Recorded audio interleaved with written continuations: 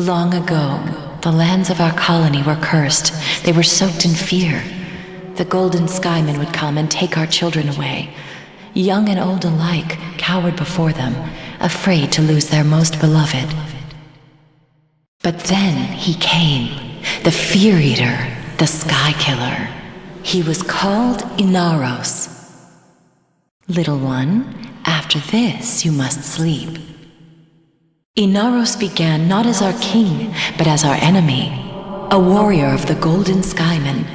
But for each child the skymen took away, Inaros grew even more angry, until one fateful night.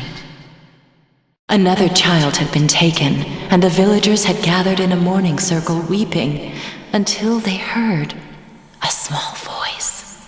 By the dunes, it was the child returned.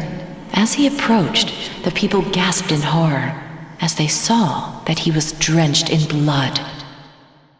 His father rushed to the boy and embraced him, and saw that he had no wounds. "Whose blood is this?" he asked. The boy looked to the sky and said, "This is the blood of the skymen. This is the work of Inaros." By the sand and the stars, the skymen raged. They set upon Inaros with their armies, but none could prevail. For he commanded the sand, he commanded death. Inaros ate their fear and became stronger. And so they left us and took with them our fear. On that day, Inaros became our king, and in a great whirlwind of sand, ascended to watch over us from his throne in the sky.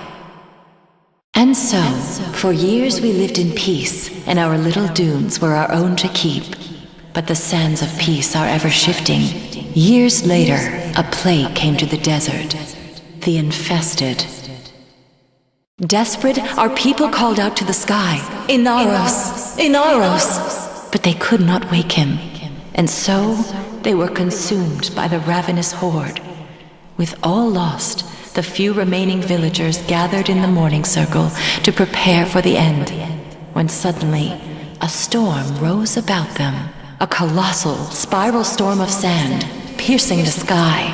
The villagers huddled, trapped within the storm's eye, as the beasts charged them. In moments, the beasts were torn apart, and the infested plague was swept away, never to be seen again. As the storm subsided, the people ventured out into the desert, hoping to catch a glimpse of their savior, their beloved Inaros. They found his glorious metal body, broken and still, lying in the sand. Did they mourn? No. They knew his spirit had returned to the sky to watch over them once again. They gathered his body to keep it safe from thieves and raiders. They placed the pieces within the sacred vessels and entombed them in secret, knowing that one day Inaros would reclaim his body and rise again. So now, my sweet Dune, you have no need of fear. Take these grains and keep them under your pillow.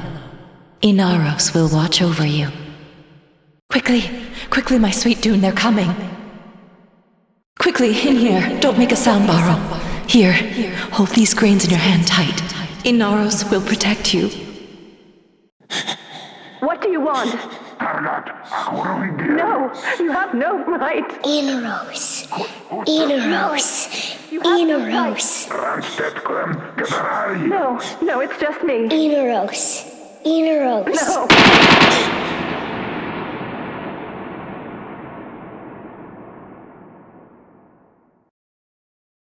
But Inaros never came.